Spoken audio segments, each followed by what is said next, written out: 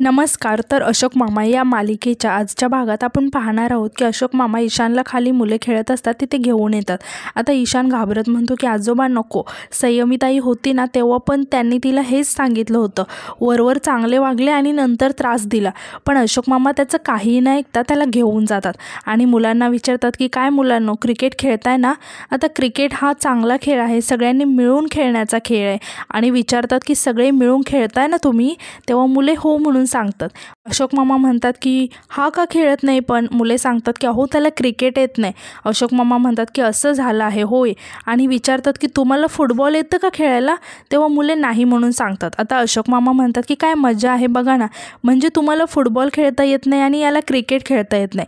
आणि विचार करून म्हणतात की आपण असं केलं तर हा तुम्हाला फुटबॉल शिकवेल आणि तुम्ही याला क्रिकेट खेळायला शिकवा. आणि विचारतात की आयडिया कशी आहे? ही जागा सोसायटीची आहे, तुम्हाला सगळ्यांना एकत्र मिळून खेळण्यासाठी दिली आहे, मग सगळ्यांनी मिळून खेळायचं आहे ना. हा नको तो नको असं करून चालणार आहे का? आणि म्हणतात की तुम्ही जर एकत्र नाही खेळलात तर मला माहीत नाही, सोसायटी तुमचं खेळणं बंद करेल. आणि विचारतात की तुम्हाला बंद केलेलं चालणार आहे का? तेव्हा मुले नाही म्हणून मान डोलवतात. आता अशोक मामा म्हणतात की उद्यापासून याला खेळायला घ्या असं म्हणून ते ईशानला घेऊन तिथून निघून जातात. आता यानंतर आपण पाहतो की समाला पल्लवीच्या बाबांचा म्हणजे समाच्या आजोबांचा कॉल येतो. ते विचारतात की कशी आहेस? तेव्हा समा सांगते की खूप बोर होत आहे, म्हणजे मी करते आहे काहीतरी टाईमपास आणि मी काल पोळ्यासुद्धा बनवल्या म्हणजे फुलके. आजोबा म्हणतात की तू तर आता केक कर, तू छान केक करतेस असं आजी सांगत होतीस. आणि विचारतात की ईशान आणि इरा कसे आहेत? तेव्हा समा सांगते की बरे आहेत, पण सारखी मस्ती करत असतात.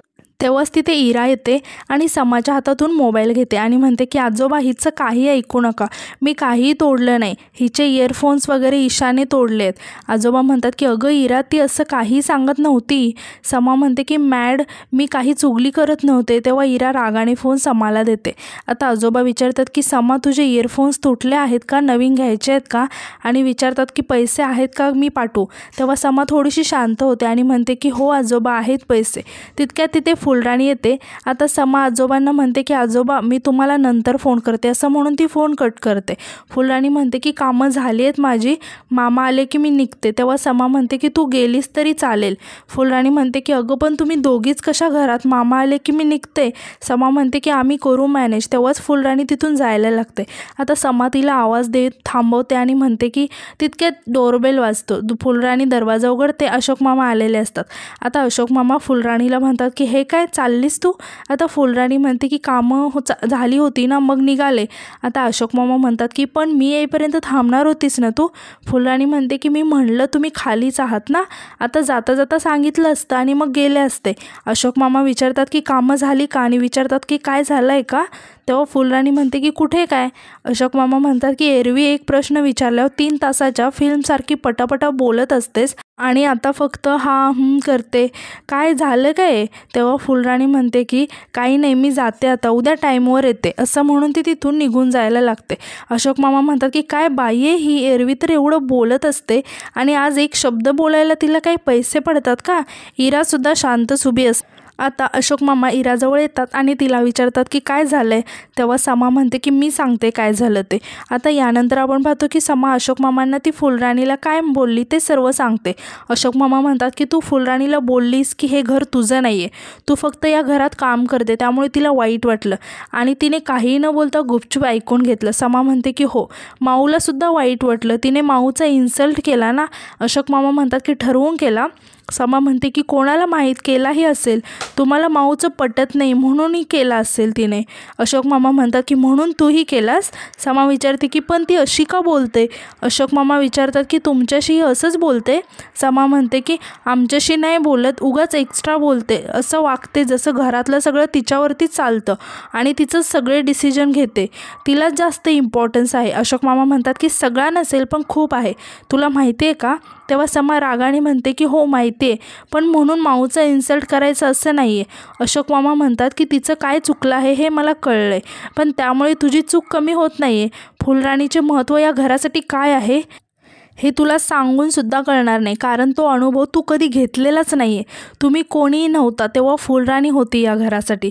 मी एवढं केलं नसेल तेवढं केलं आहे फुलराणीने वेणूसाठी, रक्ताचं पाणी केलं आहे, दिवस रात्र तिचा आजारपण काढला आहे आजही हे घर तिच्यामुळे चालत आहे. सामान आणण्यापासून घरातल्या वस्तू दुरुस्तीला टाकण्यापर्यंत प्रत्येक गोष्ट तिने केली आहे, एकटीने, कोणालाही न सांगता, मलाही न सांगता. आजपर्यंत आमचे किती वाद झाले ना, तरी मी तिला मानच देत आलो आहे. आणि तू म्हणालीस तिला की तुझं महत्त्व या घरात काही नाही म्हणून. समा थोडीशी इमोशनल होत म्हणते की मला माहिती आहे माझं चुकलं आहे. अशोक मामा रागाने म्हणतात की आत्ता सांगून काय उपयोग. हे बघ संयमी, तुझ्याऐवजी जर माझी मुलं असती ना तर त्यांच्या जिभेला डाग दिले असते मी, कमरेच्या पट्ट्याने फोडून काढलं असतं उभं आडवं. तेव्हा इरा आणि ईशान खूप घाबरतात. आता अशोक मामा म्हणतात की पण तुझ्या बाबतीत मी असं नाही करू शकत, म्हणून तुला याच्यावर एकच शिक्षा, यापुढे या घरातलं तुझ्याशी कोणी बोलणार नाही. आणि ते इरा आणि ईशानला ओरडून म्हणतात की तुम्हाला कळतंय का, यापुढे हिच्याशी कोणीही बोलणार नाही आणि जो कोणी बोलेल त्याच्याशी मी बोलणार नाही. तेव्हा इरा आणि ईशान घाबरून मान खाली घालून उभे राहतात. आता अशोक मामा समाला म्हणतात की आता तुला हीच शिक्षा संयमी, तुलाही, आणि तुला शिकवायला मी कमी पडलो म्हणून मलाही, असं म्हणून ते आतमध्ये निघून जातात. संयमी खूप रडायला लागतो. आता यानंतर आपण पाहतो की इरा ईशानला म्हणते की ताईशी बोलायचं नाही, असं कसं होईल, आपण तिघे तर एकटेच घरात असतो. ईशान म्हणतो की आता पनिशमेंट मिळाली आहे ना, तर तसंच करावं लागेल. आता इरा म्हणते की पण ताई आणि मी तर आम्ही दोघी संध्याकाळी बुक स्टोअरमध्ये जाणार होतो, गार्डनमध्ये पण जाणार होतो, आता सगळा प्लॅन कॅन्सल करावा लागणार.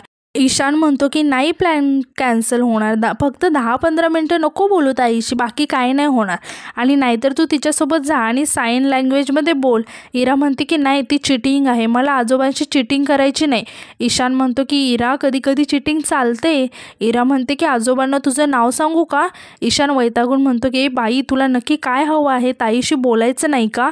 तेव्हा समा तिथे येते आणि म्हणते की आपल्याला घरी बोर होतं आहे ना, म्हणून मी बघा काय घेऊन आले, असं म्हणून ती त्यांना कार्ड्स दाखवते. पण इरा आणि ईशान तिच्याशी काहीही बोलत नाही. समा म्हणते की अच्छा, म्हणजे तुम्ही माझ्याशी बोलत नाही, आणि विचारते की एकमेकांशी पण बोलत नाही का. ईशान म्हणतो की एकमेकांशी बोलतोय. इरा त्याला जोरात चापट मारते आणि म्हणते की तिला उत्तर देऊ नकोस. समा म्हणते की आपल्याला न बोलता खेळता येईल, आपल्याला सगळे रूल्स माहिती आहेत ना. मग ते दोघेही खेळायला तयार होतात आणि ते तिघेही साईन लँग्वेजमध्ये कार्ड खेळायला लागतात. पण समाला ती साईन लँग्वेज काही समजत नसते, म्हणून इरा आणि ईशान वैतागून तिथून निघून जातात. यानंतर आपण पाहतो की ईशान कॅच खेळत असतो, तेव्हा तिथे समा येते आणि ईशानला आवाज देते आणि सांगते की हे बघ मी काय केलं आहे, केक. तेव्हा ईशान खूप खुश होऊन केककडे बघायला लागतो. समा म्हणते की पण तू तर माझ्याशी बोलत नाही ना, काही प्रॉब्लेम नाही, मीच खाते. ईशान साईन लँग्वेजमध्ये काहीतरी सांगण्याचा प्रयत्न करतो की हा केक मला हवा आहे, पण समाला काही त्याचं बोलणं समजत नाही. ईशान खूपच प्रयत्न करून तिला सांगण्याचा प्रयत्न करतो.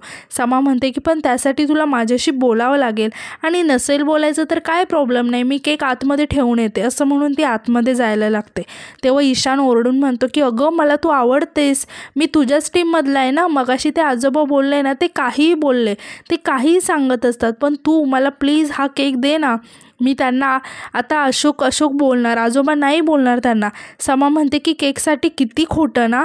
तेव्हा इरासुद्धा तिथे येते आणि ईशानकडे बघायला लागते. आता ईशान केकचा एक बाईट खाणार, तितक्यात त्याचं लक्ष इराकडे जातं आणि तो घाबरत म्हणतो की हे बघ संयमी ताई, मला हा केक नको आहे, मी तुझ्याशी बोलणार नाही, असं म्हणत तो पटपट केक खायला लागतो आणि तिथून पळून जातो. इरासुद्धा त्याला पकडायला त्याच्या मागे धावते. आता यानंतर आपण पाहतो की अशोक मामा आणि ईश्वर काका बोलत असतात. अशोक मामा म्हणतात की काय करू मी, मला काय आनंद मिळतो का तिच्याशी असं वागून, एकतर ती मुलगी आहे, त्यात वाढत्या वयातली, तिला काय देणार आहे मी शिक्षा, पण तिचं चुकलं आहे हे तिला कळायला हवं. वाटलं होतं की आपल्याला मुलगी नाही आहे, नाही का, काही का कारण असे ना, नशिबाने एक मुलगी वाढवायची संधी दिली आहे, पण तीसुद्धा माझ्या 2 पिढ्या पुढची आहे, हे माझ्या लक्षातच आलं नाही. ईश्वर काका म्हणतात की अशोक एरवी ती असंच वागत असेल असं मला नाही वाटत, तीही एका मोठ्या धक्क्यातून गेली आहे, तरीही ती बिचारी दोन्ही भावंडांचं खूप करते. अशोक मामा म्हणतात की हो करते, तशी ती गुणी मुलगी आहे, पण हे वय अडनिडं आहे, काळजी वाटते, त्यात हे माझं नोकरीचं टेन्शन, मुलांच्या शिक्षणाचं टेन्शन, कशाला मी तोंड देऊ. तेव्हा तिथे शेफाली येते आणि ईश्वर काकांना विचारते की बाबा रात्री जेवायला आहात ना, म्हणजे तशी तयारी करायला बरी, असं म्हणून ती तिथून निघून जायला लागते. अशोक मामा शेफालीला थांबवत विचारतात की मी तुला शाळेबद्दल विचारायला सांगितलं होतं, त्याचं काय झालं. शेफाली म्हणते की मी विचारलं पण आता वॅकन्सी नाही आहे, नवीन वर्ष सुरू झालं ना की थोडं थोडं स्टाफची गरज असते, तेव्हा कळवते तुम्हाला, असं म्हणून ती आतमध्ये निघून जाते. हे ऐकून अशोक मामा थोडेसे नाराज होतात. यानंतर आपण पाहतो की समा खूप नाराज असते आणि ती रडत असते. तितक्यात तिला भैरवीचा कॉल येतो. आता समा रडत कॉल रिसीव करते आणि तिचा असा रडलेला आवाज ऐकून भैरवी विचारते की समा, काय झालं, तू का रडतीये? तेव्हा समा डोळे पुसते आणि म्हणते की नाही रडत मी, बोल ना. भैरवी विचारते, मग तुझा असा आवाज का आला, मला खरं सांग, तू रडतेस का? समा म्हणते की ते मगाशी मी फोडणी देत होती ना, त्याचा धूर नाकात गेला म्हणून डोळ्यातून पाणी येते. आणि विचारते की तू बोल ना, तू कशी आहेस? भैरवी वैतागून म्हणते की समा यार, तू काय करायला हवं आहेस आणि तू काय करते आहेस, हे सगळं खूप विचित्र आहे. समा म्हणते की माऊ जाऊ दे, तू सांग तू कशी आहेस? भैरवी सांगते की काय सांगू बाळा, खूप कामं असतात, आत्तासुद्धा ऑफिसमध्ये, कधीपासून तुला फोन करेन म्हणते आणि राहूनच जात. आणि विचारते की बरं मला सांग, तुझे इयरफोन्स खराब झाले आहेत हे तू मला नाही सांगितलं. समा विचारते की हे तुला कोणी सांगितलं, आजोबांनी? भैरवी म्हणते की पण मुद्दा हा आहे की तू मला नाही सांगितलं, हे मला अजिबात आवडलेलं नाही. समा म्हणते की माझ्या डोक्यातून राहूनच गेलं, सॉरी. भैरवी म्हणते की ओके, बरं मला सांग की नवीन घेतलेस का विकत? तेव्हा समा सांगते की नाही घेतले. भैरवी म्हणते की हे बघ, मी तुला पैसे ट्रान्सफर करते, आत्ताच्या आत्ता तू नवीन इयरफोन्स विकत घे. तेव्हा समा म्हणते की ओके माऊ चालेल. आता भैरवी म्हणते की याच्यापुढे असं नाही करायचं समा, तुला काहीही लागलं, काहीही वाटलं तर लगेच माऊला फोन करायचा, मी आहे ना, आपण बेस्टीज आहोत. आणि म्हणते की खरंच समा, माझी खूप चिडचिड होते, मला तुम्हाला घरी घेऊन यायचं होतं आणि मला इथे कोकणात बोलवलं प्रोजेक्टसाठी. बरं हे प्रोजेक्टसुद्धा असं आहे की मला सगळं हँडल करावं लागतं आहे, मला खूप लोड आहे कामाचा, मला फोन करायलासुद्धा वेळ मिळत नाही, असं झालं आहे की कधी एकदा येते आणि तुम्हाला घेऊन जाते घरी. समा म्हणते की माऊ मी समजू शकते, तू काळजी नको करूस, तू कामावर फोकस कर. आता भैरवी म्हणते की ठीक आहे, मी ठेवू का फोन? तर समा म्हणते की माऊ मला तुला एक सांगायचं होतं की तू माझ्या लाईफमध्ये खूप महत्त्वाचे आहेस, असं म्हणून ती फोन ठेवते आणि खूप रडायला लागते. यानंतर आपण पाहतो की अशोक मामा टेन्शनमध्ये येऊन म्हणतात की म्हणजे अजून 3-4 महिने थांबावे लागणार, एवढं कसं थांबून चालेल? ईश्वर काका म्हणतात की एक पर्याय आहे आणि म्हणतात की ते सिद्धिधाम सोसायटी आहे ना. अशोक मामा म्हणतात की त्याच्या बाजूला एक छोटंसं मंदिर आहे ते. ईश्वर काका म्हणतात की त्यांच्याकडचा मॅनेजर नोकरी सोडतोय, त्यांच्याकडे आपल्यासारखीच परिस्थिती आहे, कोणालाच जबाबदारी नको आहे, साधं बेसिक अकाउंट बघायलासुद्धा कोणालाच टाईम नाही आहे. त्या सोसायटीमधला एक जण मला नेहमी भेटतो. अशोक मामा म्हणतात की मग काय म्हणणं आहे तुझं? ईश्वर काका म्हणतात की हेच की तुला मॅनेजरचं काम करायला चालेल का सोसायटीमध्ये? अशोक मामा आश्चर्याने म्हणतात की काय? ईश्वर काका म्हणतात की ए बाबा चिडू नको, मी तुला विचारतोय. अशोक मामा खुश होऊन म्हणतात की चिडायचं काय त्याच्यात, आवडेल मला, मला सोसायटीच्या मॅनेजरचं काम देणं म्हणजे सशाला गाजराच्या शेतात काम देण्यासारखं आहे, मी नक्की करेन, तू आत्ताच्या आता सांग त्यांना. ईश्वर काका म्हणतात की नक्की जमेल ना? अशोक मामा म्हणतात की जमणार ना. ईश्वर काका म्हणतात की ठीक आहे, तू मुलांनाही सांग.